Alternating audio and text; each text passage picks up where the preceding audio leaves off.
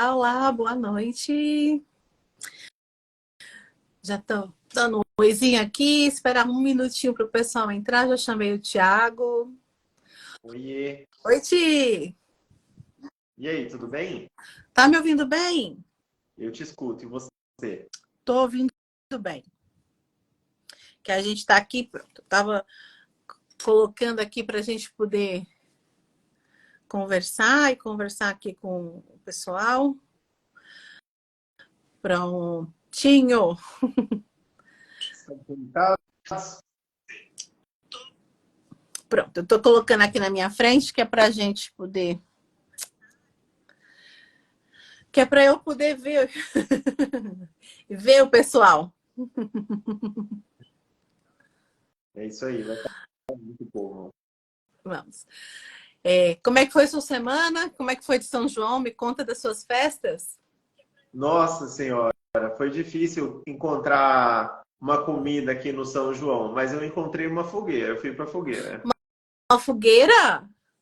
Aqui em São Lourenço tem a fogueira, né? É fácil de achar várias fogueiras. Difícil foi achar comidinha mesmo. Aí eu fiquei numa canjiquinha, num restaurante que eu achei aberto no dia 24, comi uma canjiquinha. Ai, pronto. Opa. Eu não sei o que é um São João de verdade, assim, já tem muitos anos, né? Eu também. Porque estava em São Paulo, os Eu tenho que... paulistas que me perdoem, né? Mas para a gente que veio do Nordeste, São João de verdade, assim, raiz pra gente, É, é eu tento explicar isso para o pessoal e o pessoal não entende que é diferente, né? Fala sem a caricatura sulista, né? Sudestina. Porque é uma caricatura, né? Do que a gente vive lá. E ainda é difícil tentar explicar isso para as pessoas. Não, as pessoas não entendem. Quem nunca foi numa festa junina no Nordeste, em algum local do Nordeste, não tem essa dimensão, não tem como entender, não tem como perceber o quão discrepante é o tamanho da diferença que é. É uma diferença muito gigante mesmo. Mas é Não, gostoso, né? num ponto positivo, uma coisa que eu achei muito bacana é que fazia muitos anos que eu não via as pessoas tão engajadas com o São João. Eu acho que o pós-pandêmico, né, com essa ideia de isolamento, as festas foram muito restritas, acho que as pessoas sentiram falta dessas coisas. Então Acho eu vi que que todo mundo se engajou muito para participar de uma festa de São João. E foi bonito de ver, né? Porque estava todo mundo comentando, né? Procurando uma quermesse, procurando aproveitar. Foi aqui bacana. foi no ano passado que isso aconteceu. Esse ano já o pessoal foi em peso e tudo, mas eu soube que já foi um pouco mais calmo esse ano. Por acaso, eu nem fui. E o São João de Braga, ele é animado, tem muita coisa, o pessoal vai. É bem diferente do São João brasileiro também. Assim, uma cultura mesmo muito, muito, muito diferente. Mas esse ano, por acaso, o marido estava viajando nos congressos da vida, trabalhando, e aí, quando ele chegou, foi já em cima também, estávamos todos muito cansados. Eu falei, esse ano Eu vi as fotos no perdi o ano São passado, João. vi as fotos, vi os vídeos. Você chegou a compartilhar alguma coisa comigo? Já cheguei a te mostrar algumas coisas, assim. É. No ano passado eu fui, vi umas barraquinhas, fui ver umas coisas. Aqui agora os brasileiros já, principalmente em Braga, né, já se entranharam na festa. Que nem no centro grande lá da festa, tinha barraquinha de queijo coalho, vendendo Beleza. milho. Tem uma associação que sempre faz aí uma festa grande. Eu não costumo ir porque o lugar onde está muita muvuca, onde tem muita gente, eu costumo sair pela tangente. Gosto de uma coisa. Eu vou nos horários mais calmos, eu não gosto de ir na hora do fervo. Eu já tô velha, passei da idade de gostar de fervo. Já não... Pois é. Ô, tio, a gente estava conversando esses dias e aí eu vi uma notícia que me alarmou muito. E a gente está falando justamente de tradições, de São João, de festa junina. E uma coisa que marca muito essas festas e essas tradições que a gente tem são as comidas típicas, que é aquele jeito também de fazer artesanal, que a gente não vê mais, que a gente via na nossa infância, que a gente ia passar São João ali na casa dos nossos tios e aí via a tia lá pegando milho, você ajudava lá a tirar a palha, você deve ter passado por isso também, ajudar lá a ralar o milho para fazer a canjica, que o sudestino chama de curau, mas é canjica. Canjica. E a É, canjica é o mungunzá, que eles chamam de canjica. usar, exato. E a gente fazia tudo isso, ralar o coco para poder para ir lá fazer a tapioca, para fazer o bolo. E a gente foi perdendo. O São João, hoje em dia, você chega, a nossa canjica, que eles chamam de curau, vem numa caixinha com vários ingredientes que muitos deles não são comida. É o famoso ultraprocessado, que é o nosso tema de hoje, né? Sim. No dia, uma notícia que me deixou assim, bastante chocada, que eu vi, é que a quantidade de mortes anuais no Brasil por causa relacionadas com o consumo de alimentos ultraprocessados, ela é maior do que o número de pessoas que morrem em decorrência da violência. Então, assim, são 50, se eu não me engano, são 57 mil mortes por ano por causa de alimentação. E isso é assustador. E eu pensei, eu acho que temos aí um assunto que a gente precisa muito conversar e que talvez as pessoas não tenham se dado conta. Porque, assim, quando eu falo para você ultraprocessado, qual a primeira coisa que vem na sua cabeça? E quem está aí assistindo, se quiser comentar, qual o primeiro tipo de alimento que vem na sua cabeça? Assim? Sem dúvida, miojo e salsicha. São os campeões. Todo mundo pensa, não, miojo, salsicha. Salsicha, mas assim, Sem dúvida. tem muito mais coisa que tem ultraprocessado que às vezes a gente não sabe. Até o sushi pode ter ultraprocessados. Aqueles iogurtes aromatizados. O cerealzinho, aquela granolinha que você compra pensando que você vai ser saudável. Aí você chega naquelas marcas muito famosas isso aqui é super natural, blá, blá, blá, proteína, e vou ser fitness agora, eu vou comer, isso aqui é super saudável. Diz que só tem ingredientes naturais, mas tem mesmo. Eu peguei os ingredientes de uma barrinha de brownie proteico, de uma marca muito famosa aqui em Portugal, que eu não vou dizer o nome, porque não vale a pena. E aí eu fui dar uma olhadinha, né?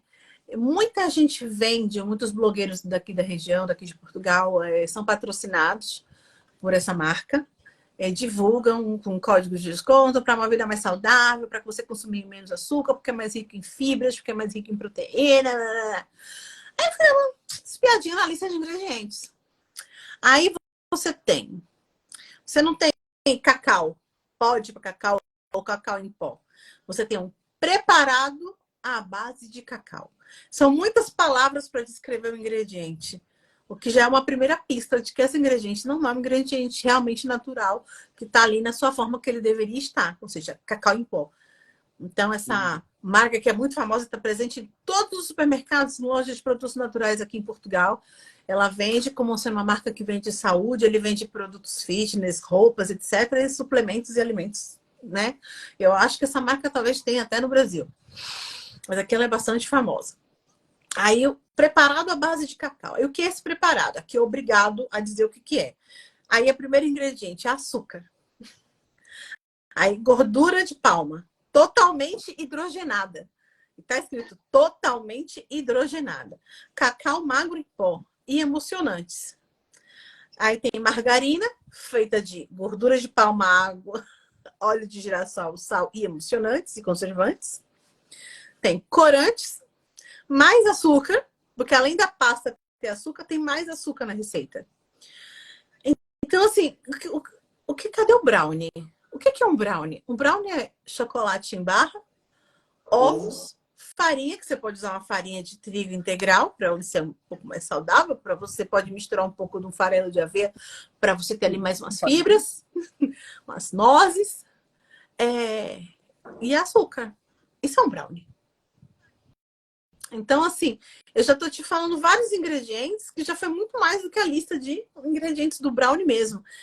E a lista ela é muito longa, eu só cheguei no terceiro ingrediente dela. Quer dizer, a pasta, aí vem a margarina, aí vem o açúcar, mais açúcar. Quer dizer, eu cheguei só no terceiro ingrediente e a lista tem para mais de 15. Como que isso é saudável? Como que isso está vendendo saúde? Percebe? Sim. Aí eu fico assim, gente, quando eu falo assim, Lia, mas você não fica aí pensando que mas você não se preocupa com a saúde porque você está acima do peso, que não sei o que. Cara, eu tô acima do meu peso. Eu cheguei no peso que eu tô parindo. Mas eu não tenho um problema de saúde relacionado à alimentação.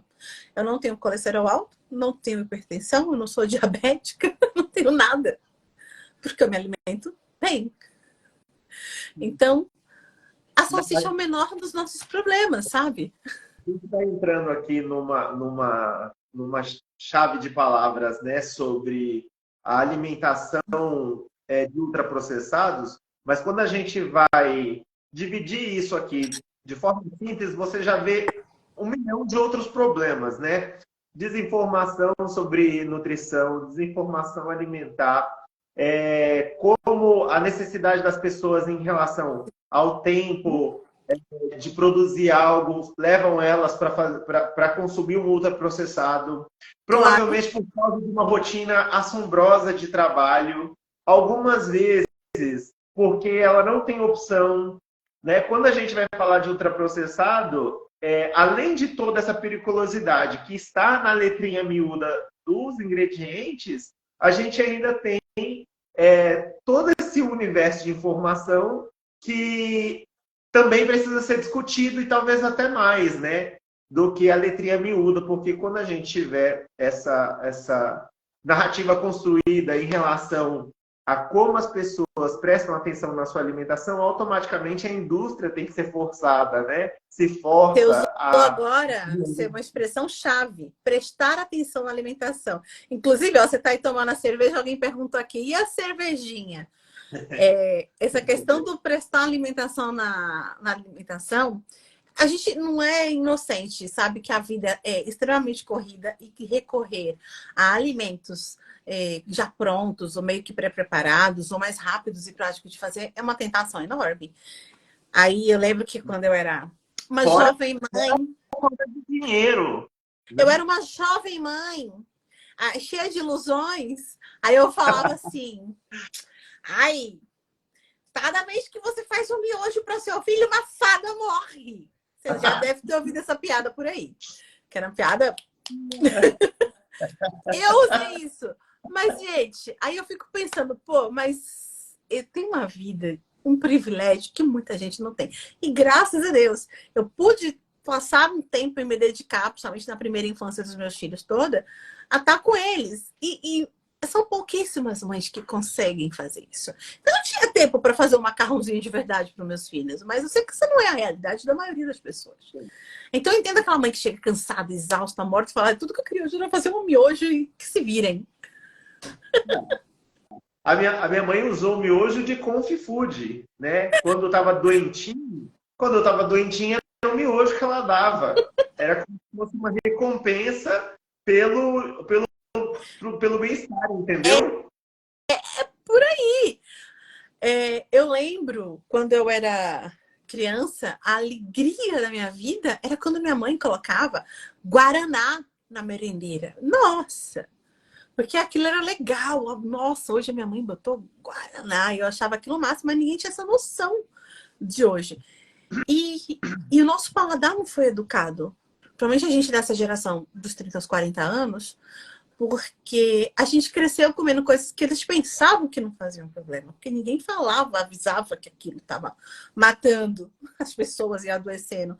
Ou talvez não se tivesse estudos suficientes e entendimento disso suficiente na época, né? Além de que, né? Além de que a propaganda, a publicidade conduziam as pessoas além do conhecimento científico, técnico. Danoninho vale por um bifinho. Você Ou, lembra dessa? por exemplo, o café da manhã, a refeição mais importante do dia, para vender sucrilhos, né? Por exemplo. Né? Isso Então, criou um alimento super pobre. Então, mas venderam essa ideia. A gente comprou até hoje essa A ideia de que a Nestlé vendeu a restrição ideia de que consumir leite industrializado era melhor para a criança do que o leite materno. materno. E aí Errando vai. a E aí amamentação vai. no mundo. Reaproveitamento de substrato, né? Para a criação de margarina, né? Lógico, né? A margarina mudou ao longo dos anos, né? Mas Mas ainda assim, a margarina tem um estudo que não faz nenhum tempo que ela diz que ela é uma molécula de diferença do plástico. por exemplo, É coisa desse tipo. aterrorizante. Coisa Aí, desse tipo. recentemente saiu uma coisa muito interessante, até peguei aqui, que diz assim: a Organização Mundial de Saúde não recomenda o uso de adoçantes para controle de peso. E pior, ela não recomenda o uso de adoçantes para quem não tem problemas como diabetes ou etc. E essa diretriz que saiu agora em maio, ela diz assim: nenhum uso de tipo de adoçante sintético é saudável para o... Como é que diz? A gente está falando aqui de adoçante, estamos falando aqui ó, de sacarina, sucralose, aspartame, stevia, esses derivados, tá? Não estamos falando de açúcares naturais de baixa caloria, como o xilitol, o sorbitol, esses que são realmente... O xilitol, inclusive, existe na versão orgânica, tá? É fácil de extrair, é uma plantinha, né? O xilitol, né? É fibra de planta. Ele gera um problema que eu descobri recentemente com uma amiga que tem problema de diabetes, me contou que ela só não pode abusar porque ele solta muito intestino, justamente pelo fato de ser fibra. Mas eles disseram que todos esses que eles chamam de non-sugar sweeteners, né, que são adoçantes que não são açúcar, porque o xilitol ele é um açúcar na prática, né, naturalmente ele é um açúcar. Só que ele não causa os problemas que outros causam. Voltando. Então, esses adoçantes, eles fazem com que o seu corpo se vicie naquilo, que é um ponto. Segundo, ele está causando, além de não ajudar a controlar o peso em longo prazo, ele está causando vários outros problemas de saúde, incluindo o câncer nas pessoas. Então, é maluco como a gente passou anos enganados, recebendo ideias que foram vendidas para a gente como sendo legal, saudável, e não é.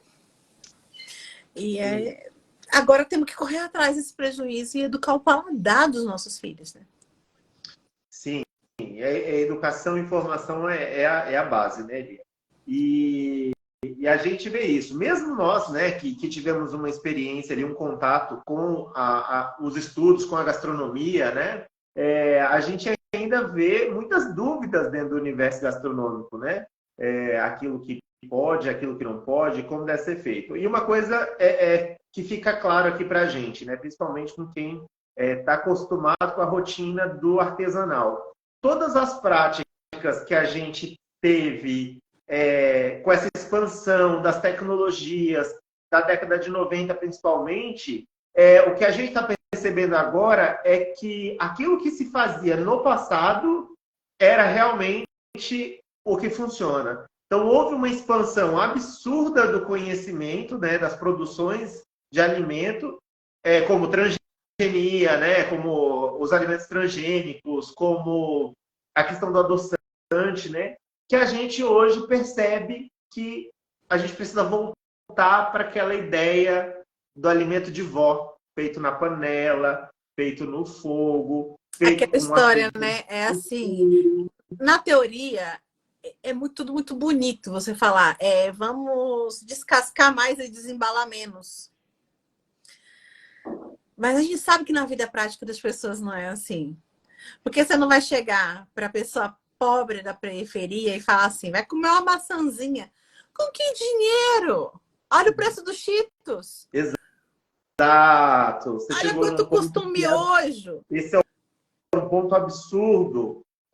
Como que nós estamos num país que, além de produzir, ser um dos maiores produtores de alimentos do mundo, tem possibilidade de ter frutas, alimentos, verduras frescos, provenientes de agricultura familiar, porque, né, uma particularidade, apesar da gente ser o celeiro do mundo, né, acho que a gente falou sobre isso na live Tem um passada. estudo que fala que o Brasil, entre aspas, o celeiro do mundo, é um dos maiores produtores agrícolas do mundo, e que o povo está morrendo de fome, de desnutrição mesmo. Mesmo as pessoas que acham que estão bem alimentadas, elas estão subnutridas e não sabem disso. E não sabem disso. Que é o Aqui pior de na tudo. região, aliás, um dado aí, né? Aqueles grupos de conselhos, né, que tinham um contato, os conselhos municipais, né, traziam profissionais das áreas, por exemplo, de saúde para o conselho de saúde, e eu tive a oportunidade de participar de alguns aqui da minha região. Basicamente, os problemas da sociedade, os problemas de saúde que acarretam maior gasto de medicamentoso da minha região é depressão, antiansiolítico, né? Os remédios para ansiedade e cardiopatologia. Os alimentos. Aí o Ian está perguntando por que os alimentos ultraprocessados não estão baratos. É incentivo fiscal. Por quê? Porque eles pagam. Aí entra toda aquela questão da corrupção. E a gente sabe que isso acontece. Que você tem todo o lobby do agro, que está pagando aí, mas existe da indústria também, que estão pagando alguém para ficar lá e aprovar: olha, eu vou abrir fábrica aí na sua cidade, me dá incentivo. Então, eles recebem vários incentivos fiscais, que às vezes o produtor agrícola não tem, né? O pequeno produtor. O pequeno, calma, Então, quando a gente fala em produto agrícola, a gente está sempre falando do pequeno. Não estamos falando de latifúndio, não estamos falando dos ricos que estão plantando commodities. A gente está falando de quem está plantando comida. Né? Vamos ser sinceros aqui. O dado no Brasil representa 80% da mesa do brasileiro. Eles recebem um baita incentivo fiscal para que aquilo realmente entre e seja mais barato mesmo. Porque é inacreditável que, assim, álcool, salgadinho álcool, salgadinho e tabaco são produtos que pagam muito menos impostos e muito mais acessíveis para compra, porque você vê que até o pobre consome, a salsicha e essas coisas, do que verdura, feijão, arroz, frutas. Por exemplo. É projeto, né? Eu fui na Quitanda essa semana, 1 quilo de maçã gala, né, das mais baratinhas, é R$12. Aí tu pensa, 1 quilo de maçã. Se eu for mandar um lanche para uma criança todos os dias para a escola, eu vou ter que mandar uma maçã por dia. 1 quilo de maçã, dependendo do tamanho da maçã, é o quê? Umas 6 maçãs? Mas mais ou menos 1 quilinho por semana. Aí você chega naquelas lojinhas que vendem artigos de atacado e etc. Eu me lembro muito das bombonieres, essas coisas. Eu me lembro que tinha muito disso. Aí tem os salgadinhos genéricos, sem ser uma chips, que é uma chips caro. Fofura, sei lá o quê. Um pacote, um fardo gigantesco com mais de 30 pacotes. Era mais barato do que 1 quilo de maçã. Então, ele vai ter um salgadinho por dia para criança durante 3 semanas ou maçã para uma semana. A conta não fecha para essa família, ela vai optar pela coisa que é mais barata, porque a criança não ir para a escola sem comer, sem ter o lanche, sem ficar com fome. E aí vai ser aquele suco da caixinha mais barato que tem, que geralmente é pura água, açúcar e corante. E a bolacha ou o salgadinho, o que for, mais barato que tem. E é uma alimentação extremamente pobre. Pobre, eu digo, não por causa do preço, de ingredientes, de nutrientes, de nutrição mesmo para a criança, que não está fornecendo nada, além de gordura e nutrientes vazios, né? Aqui nós chegamos, né? Falando aqui, eu digo além de Brasil, especificamente Minas, né? Aqui, Minas é uma região muito abençoada, né? Principalmente para plantio. Às vezes a pessoa tem um pé de acerola no fundo de casa e vai no mercado e compra o suco de saquinho. Eu já vi muito isso. Esse é um exemplo. E aí a pergunta, né? Por que essa pessoa opta por comprar um suco de saquinho e, por exemplo, não fazer um suco de acerola do quintal, né? Hoje, Mais inclusive, eu fui rápido. É mais rápido. mais rápido, menos trabalhoso, né? Eu vou te contar. Quando eu estava na escola, no ensino médio, eu resolvi fazer um curso técnico. E aí quando eu comecei a fazer estágio, eu estagiava em laboratório e eu chegava do laboratório, eu queria banho. Então eu precisava tomar um banho, porque você não está lá mexendo com tudo de porcaria no laboratório e não tomar um banho. É difícil. E o meu tempo era muito curto, porque depois eu tinha que ir para a escola. Então eu tinha que optar: banho ou almoço. Eu tomava o banho e eu saía. E aí o meu almoço eu chegava rápido na escola e no intervalo de um primeiro tempo para o outro é que eu ia almoçar alguma coisa na escola. Mas o que eu podia almoçar de baratinho que tivesse, que meus pais não tinham essa condição toda, porque desse para eu conseguir comer na escola. Era na época que era um salgado e um copo de suco ou refrigerante era R$ 1. Então eu comprava um salgado e um copo de refrigerante, geralmente alguma coisa frita. Em menos de um ano eu estava com gastrite, com 15 anos de idade. A gastrite, assim, que eu tinha dores de chorar no meu estômago. Então, assim, eu vivi e testemunhei em primeira mão o que esse tipo de alimentação faz. E o quê? Não tinha tempo e era E aí, com barato. agravante, e aí, com agravante, né? A gente vê essas inserções, né? Que acabam sendo culturais, né? De alimentação. Por exemplo, na minha família, por ser uma família nordestina, né? Houve uma resistência muito grande de aceitar alimentação que não fosse uma alimentação natural, né? E rica. Porque, por exemplo, né? Até hoje a gente mantém o cuscuz, a tapioca, né? A gente mantém. Mas Só o que cuscuz hoje é transgênico. você tem que ter todas essas preocupações. E, e mesmo assim, eu lembro que da última vez que eu visitei a minha família, né? Um primo meu estava comendo salsicha. E não por necessidade, não. Porque gostava. Porque Mas ele as achava pessoas gostam. isso dentro das nossas culturas. Imagina em regiões onde não existe tanto esse compromisso, né, com as culturas alimentares, né, com as tradições Não, mas alimentares, né? pensa, olha, ninguém falava, por exemplo, que o refrigerante fazia mal. Então, eu me lembro que era um evento de domingo, que refrigerante não era uma coisa assim tão barata quando eu era criança, no início dos anos 80, Coca-Cola não era tão barato. Certo? Quem tinha Coca-Cola todo dia em casa é quem tinha dinheiro. Quem não tinha dinheiro era de vez em quando. Então, assim, evento de domingo. É que meu pai comprava uma Coca-Cola grande, enquanto minha mãe fazia o cuscuz, a gente ia na banca de jornal, comprava meu gibi, ele pegava o jornal, comprávamos a Coca-Cola e ia para casa para comer o nosso cuscuz com ovo, com o que é bem nordestino, com Coca-Cola. Virou era um, É, entendeu? Eu não eu vi bebia uma café, pergunta, eu vi uma ao pergunta, contrário das crianças nordestinas. Eu não bebia café. aqui rolando no chat, Lia, sobre as políticas públicas voltadas com esse compromisso, né? Eu vou trazer umas que estão bem dentro aqui do que a gente pratica, do que a gente busca, do que a gente discute, que Sim. o incentivo da agricultura familiar, né? A gente vê investimentos significativos sendo feitos para mega produção, para o agro, de uma forma, né? Falando para o agro pop, né? Mas o agro realmente pop deveria ser a agricultura familiar que realmente alimenta os Mas brasileiros, né? com E essa certeza.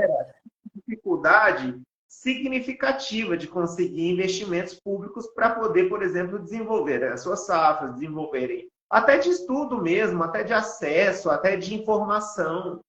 Há um descaso muito grande. Então, essa seria uma estratégia. Uma outra estratégia é compreender, né, o uso de terra, que a terra precisa ter um compromisso social. Ela precisa ter a sua função social exercida, né? Então, a gente precisa amparar os movimentos que fazem cumprir essa função social.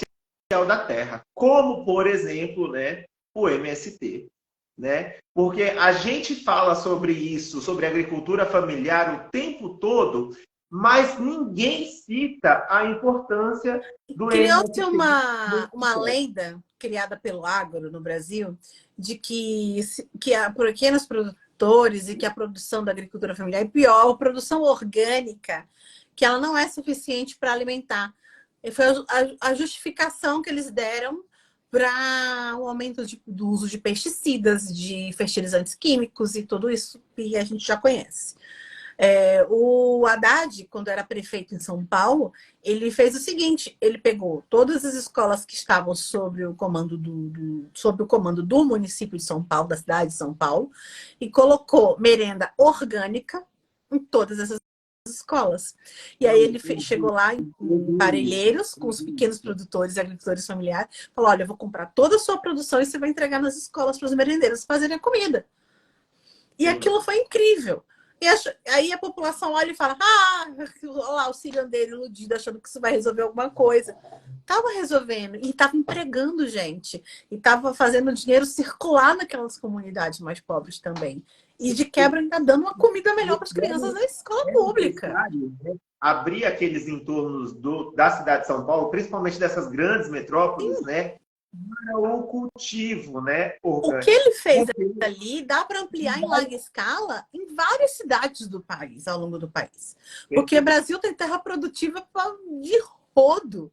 E outra política importante, né? Que aí vai fora dessa parte agrária, é ensinar as pessoas. Eu acho que devia fazer parte do currículo escolar, muito mais do que reformar ensino médio e ficar colocando aquelas coisa maluca que eles querem colocar, ensinar criança a ser TikToker, exageros e tudo, era ensinar a ler rótulo. Devia ser parte do currículo escolar. Ninguém lê rótulo do que vai comprar. Ninguém olha a quantidade de ingredientes. A maioria das pessoas não sabe que a lista de ingredientes de um produto, quando você pega um produto, geralmente tem ali uma listinha de ingredientes. O primeiro ingrediente da lista é sempre o ingrediente que está em maior quantidade. Se você for pegar um refrigerante, o primeiro ingrediente vai ser sempre água, porque ele é mais água. Mas aí o segundo ingrediente é sempre açúcar. E as pessoas não leem, não tem essa dimensão de que a ordem dos ingredientes indica a porcentagem. Quanto mais no comecinho, maior porcentagem daquele ingrediente tá lá naquele alimento. As pessoas não sabem ler rótulo. Então, não é só não consumir, porque o industrializado é um caminho sem volta. A gente até precisa dele, a gente precisa.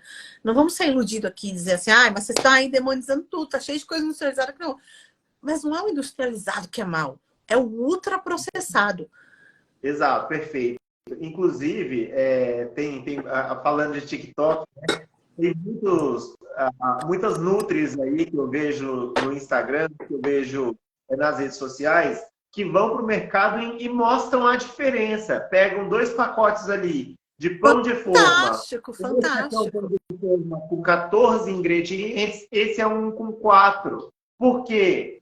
Por quê que isso acontece? Qual que é a importância de se saber, né, sobre isso? E é um trabalho muito bacana. E eu até complementar, né? Eu ia chegar nisso aí. A aula de TikTok, interagir com redes sociais é positiva, dependendo do que se produz, né? Com certeza. Não, agora fizeram aqui, ó. O que é ultraprocessado? É onde eu ia chegar. Existem, dentre os produtos industrializados, uma divisão. Porque existe o produto que é industrializado e que ele é minimamente processado.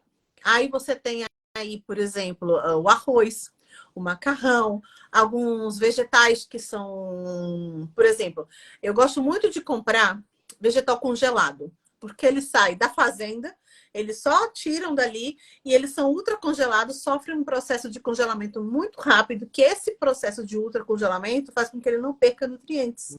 Então, para o meu dia a dia, eu tenho uma cebola já picada, congelada no meu freezer, é ótimo. Se eu tenho tempo de picar eu mesma a cebola, fechar em saquinhos e pôr no meu freezer, maravilha. Mas se você não tem tempo e você compra, E você olha lá, ingredientes, cebola, mais nada.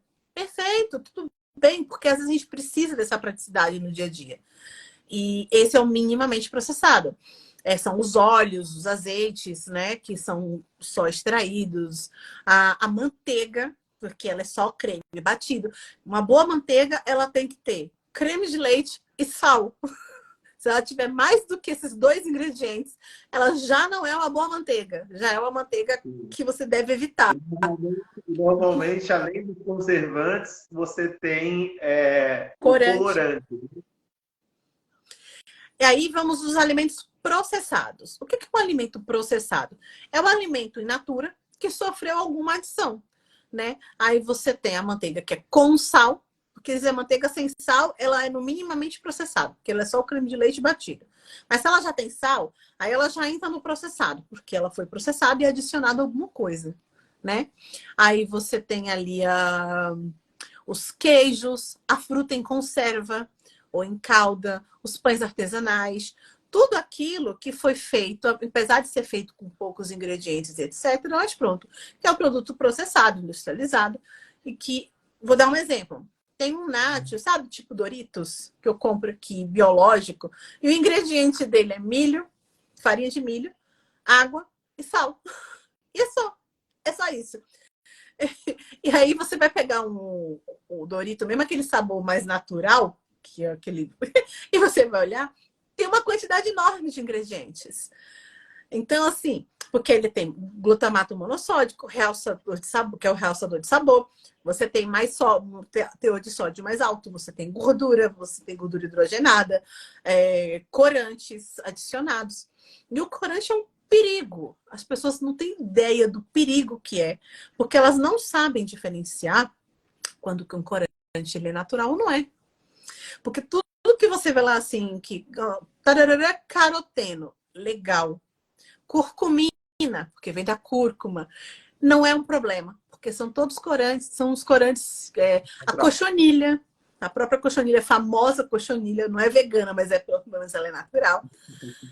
Mas aí, se você já vê lá um tartazina, ela é um corante amarelo. Geralmente você vê assim, corante amarelo. Aqui em Portugal, todos estão identificados com letras e números, o que torna mais difícil do que no Brasil para você identificar esses aditivos. É terrível, porque aqui tem tudo tipo, por exemplo, e um número. E215, E210. Tudo que tem a partir do E210 para baixo, a maioria são tudo aditivos assim, que pode ser nocivo para a saúde, principalmente consumido a longo prazo. Só para você ter uma ideia. Então, uma lista bem gigante. E esse E chega vai até 300, tá? Sabe o que você estava falando aí do Doritos? E tem um salgadinho que eu sou apaixonado, que é o Baconzitos. E dá para fazer em casa, mas dá trabalho. Não, eu achei produtor mineiro que faz artesanal no fogão de lenha, da forma mais natureba Ai, que possível. maravilha! Mas não é todo mundo que tem acesso a isso, esse é o ponto. Mas o que eu estava falando rapidinho, só para não perder da tartazina, que eu divaguei um pouquinho, tem que ter muito cuidado quando vocês veem uma coisa chamada corante amarelo. Porque, assim, isso eu aprendi que uma vez uma amiga minha falou: meu filho tem alergia a corante amarelo. Eu fui dar uma pesquisada e eu descobri que esse corante amarelo é a tartazina e que ela é responsável por uma grande, enorme quantidade de casos de urticárias, eczemas, asma e alergias em crianças. Às vezes a criança come uma coisa, você não sabe o que foi, ela tem uma crise, provoca uma irritação gástrica, você não sabe o que foi essa tartazina. E ela é terrível. E eu tive uma briga na faculdade de gastronomia com o nosso, lembra do nosso diretor de curso? Ele foi meu professor em cozinha mediterrânea. Não vou falar nomes aqui. Eu tive uma briga em sala de aula com ele, porque ele falou, ensinando a gente a fazer a paella, aí falou, não, aí você pode colocar aqui a tartazina. Aí eu falei para o professor, a gente não pode usar cúrcuma? Eu sei que o açafrão é caro, o açafrão de verdade, aquele açafrão que vem da flor, é caro, mas assim, a gente não pode usar cúrcuma? Não, porque aí a cúrcuma altera o sabor. Eu falei, mas o açafrão também alteraria o sabor, mas pelo menos um sabor bom. E tartazina é um químico. Não, mas a Anvisa diz que é seguro, não sei o quê. Fiz sem. Usei cúrcuma no meu. E dane-se. Ele falou, mas é opcional, ninguém é obrigado a usar. Mas ele brigou comigo que não fazia mal. E hoje ela tá aí, condenada pela OMS como um aditivo muito danoso, perigoso para a saúde. Aí eu falo, tá vendo? O professor não queria me escutar. Eu sou uma aluna muito chata. Eu sei que eu sou uma aluna muito chata. Mas eu falo as coisas só quando eu sei. Porque quando eu não sei, eu pergunto. E reforça aquilo que a gente estava falando no começo, né? Mesmo dentro do nosso universo, mesmo dentro do universo da gastronomia, há divergências, porque a Muitas. informação ela é amplamente difundida e não necessariamente do âmbito científico. Não. Normalmente, através do marketing de publicidade, né? Propaganda e publicidade. E aí a gente acaba sendo vítima da desinformação em massa em prol, né, do enriquecimento dessas grandes eu não sei companhias. você no seu Instagram, mas o meu tá uma chuva de Cheetos voltou, porque o Cheetos Bola voltou. Tudo quanto é influencer e etc. Até compartilhei depois um vídeo de uma influencer que divulga produtos naturais falando, tipo, cara, eles voltaram com o que não precisava ter voltado. E o cara admite, né? Nós vamos fazer fez um investimento de bilhões para falar, não, a gente vai vender isso aqui. Sim. E tá tudo bem. Não, eu não sei, eu fico falando assim, como é que tem algumas coisas no mundo, na vida, que não é crime? Que para mim tipo, devia ser crime. Você, sabendo que aquilo faz mal, você gastar e investir um dinheiro enorme em propaganda para vender aquilo para as pessoas. Olia, mas isso tá. Você vê, definitivamente eu penso como você. Mas a gente viu aí recentemente uma aprovação deliberada de agrotóxicos podendo ser utilizados nas safras brasileiras. Então, no Bolsonaro, inclusive, que hoje está inelegível, aquele desgraçado aprovou mais de 400, não foi? Foi por aí, durante o governo dele. Então, esse tipo de autonomia, elas são diretamente conectadas, né? Você vê empresas como essas fazendo uma propaganda deliberada, né, de produtos que eles não têm valor nutricional. Aqui no Brasil, inclusive, eu acho que tem uma legislação que proibiu até associar, né, alimentos com brinquedos. Sim. Justamente porque gira tudo em torno do marketing, né? A propaganda. Aquela rede de fast food do palhaço. Ela foi proibida de vender. Ela foi proibida de vender casado assim. Ela continua vendendo, mas vem discriminado na nota e vem escrito que é opcional. Você pode ou não querer ficar com o brinde e o brinde vem na nota um valor lá. Se você quiser chegar lá e comprar só o brinde, você compra. O Cheetos na nossa infância inteira veio com alguma coisa. Ou veio um tazo, ou veio uma figurinha, ou veio uma carta. A gente brigava, colecionava essas coisas. A gente ficava o prêmiozinho dentro da caixa de doce. Com certeza. E eu comprei todos. Olha, eu não era assim. De vez em quando eu gostava, mas eu não era essa pessoa do salgadinho, não. Os Pokémons eu tinha todos. Meu irmão tinha. Meu irmão, sim. Uma coisa engraçada, né? Essa questão que a gente fala, gente, que é gostoso, aí você lembra essas coisas da infância. Mas quando eu tive minha primeira filha, já vai fazer 18 anos esse ano, faz tempo que eu sou mãe, eu mudei algumas coisas. Eu falei, acho que eu não. Eu estava com 23 anos quando eu tive ela. Com 15, eu tinha tido aquele problema sério de saúde. Eu aprendi a comer um pouco melhor. E comendo besteira como aqui. Tá perguntando, tem problema comer essas coisas de vez em quando? Eu acho que tudo é bom senso. Você um dia... Você não vai ter câncer porque uma vez no ano você comeu um Cheetos ou um miojo. Não é assim. O problema é que é o uso frequente, exatamente você consumir isso rotineiramente como parte da sua alimentação, né? Estabelecer um vínculo emocional, afetivo com aquilo. Eu mudei essa minha alimentação pensando na minha filha. E eu perdi esse costume. Eu passei a não fazer miojo, essas coisas, fui cortando aos pouquinhos, fui reaprendendo alternativas mais rápidas e práticas de fazer, que eu conseguisse fazer uma comida em 10, 15 minutos, e muitas vezes eu faço, hoje em dia eu consigo chegar a improvisar ali, pego um macarrão mais fininho, você cozinha muito rápido ele, tempera ali com umas coisinhas, e ela mesma já aprendeu. Que eu sempre tenho algum desses macarrões assim, tipo macarrão para fazer lamen, mas sem ser aquele frito, um natural mesmo, que não vai gordura, que não vai nada, que é só farinha e água. É ótimo. E aí a gente dá uma pesquisada, vai nessas lojas asiáticas, às vezes a gente encontra, às vezes nem é tão caro assim, às vezes é o mesmo preço do macarrão comum.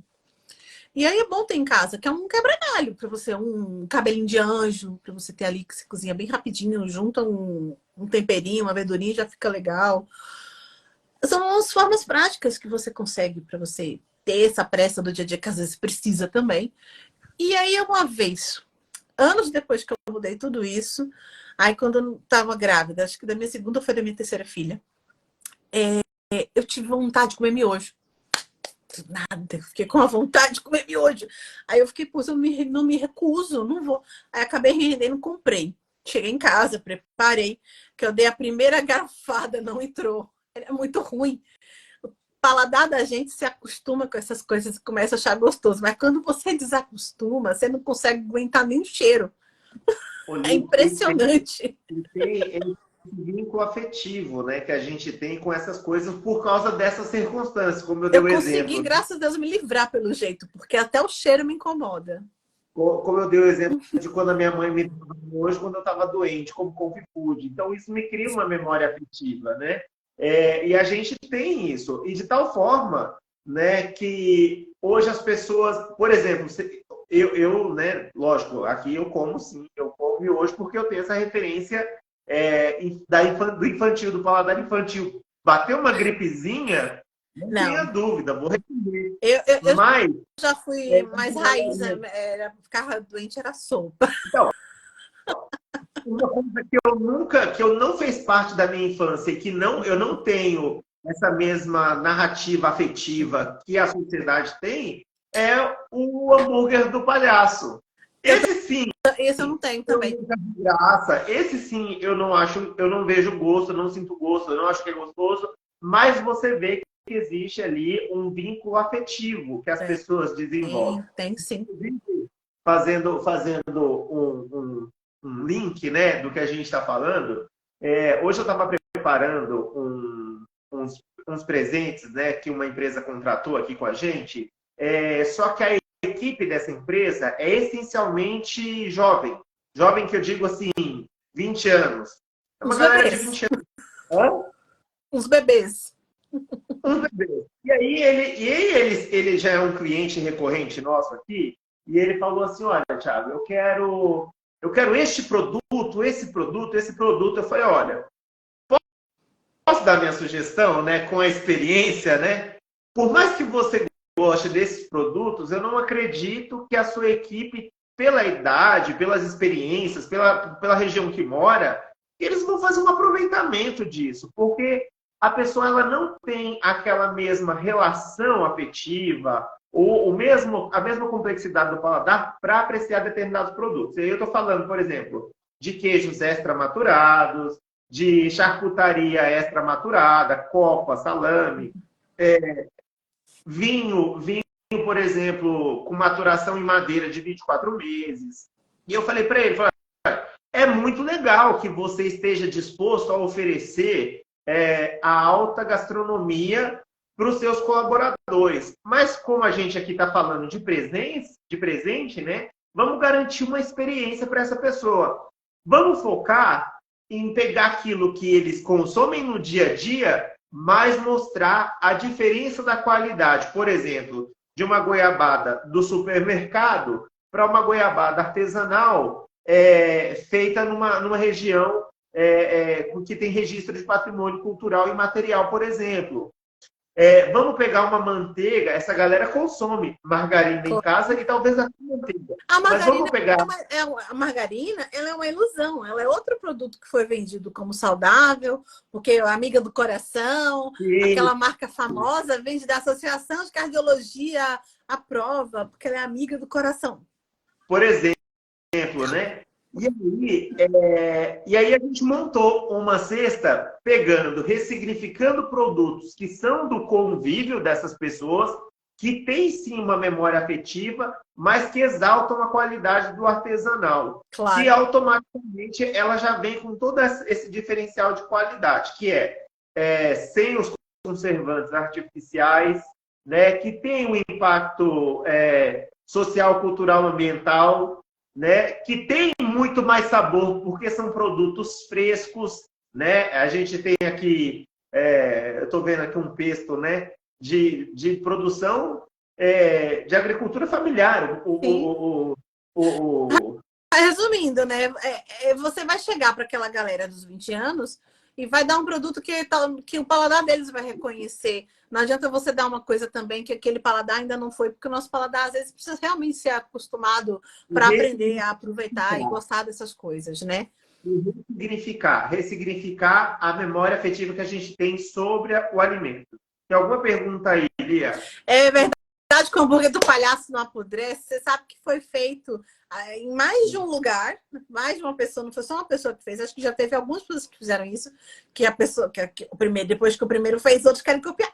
Aí pega lá, compra o hambúrguer do palhaço e bota lá e fala, vamos ver, e larga lá. Isso que nem mosca senta.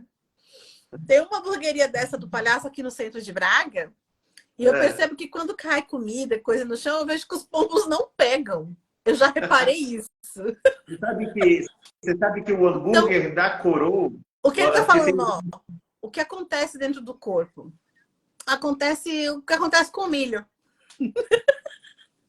O teu não tem muito nutriente, então teu corpo não vai aproveitar. Então você vai mastigar, vai virar um bolo porque você mastigou, mas aquilo é pobre, ele vai absorver para o seu fígado todas as substâncias tóxicas que tem dentro dele para ser a coisa, e o resto vai sair. Não vai ficar lá dentro do seu estômago. E pode observar que se você fizer uma receita de hambúrguer, comprar um pão com menos ingredientes, que o pão também é a mesma coisa, quanto menos ingrediente, melhor. Aí você compra um pãozinho mais fresco, faz lá, faz sua carne de hambúrguer em casa, prepara e come. E observa por quanto tempo você fica ali saciado com aquilo. Aí compra o hambúrguer do palhaço, come e observa quanto tempo você fica sem sentir fome. Esse é um grave problema, porque o hambúrguer do palhaço é muito barato, porque ele está cheio de subsídios também. Imagina. E além da memória afetiva, E tem os outros construindo... concorrentes dele também, que tem uma aqui que você chega por R$ 2,99, você pega a bebida, um hambúrguer grande duplo e uma batata média. Então você faz uma refeição que você vai comer meio-dia e às 6 da tarde você não vai estar com fome ainda. No Brasil não é tão barato assim ainda, mas... Aqui é pior ainda. No Brasil não é tão barato assim, mas para compensar isso, eles construíram um prédio, que é um palácio, no meio da Avenida Paulista, que não tem como você não notar.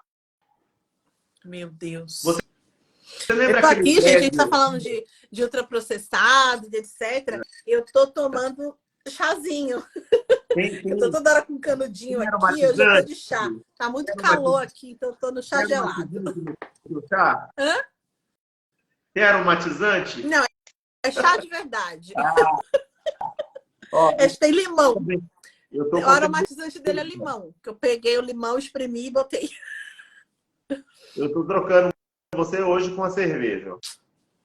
Hoje não dá para ir de cerveja, não. Até pensei, mas falei, não, vou de chazinho, que aí eu não estava afim do vinho, porque o vinho ia me dar mais calor. Você tá aí no inverno, eu tô aqui no verão. Eu tenho treino amanhã cedo, eu não quero tomar um vinho hoje, senão amanhã eu não levanto.